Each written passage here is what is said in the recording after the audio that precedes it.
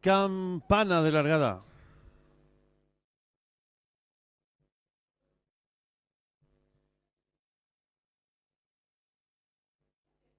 Largaron.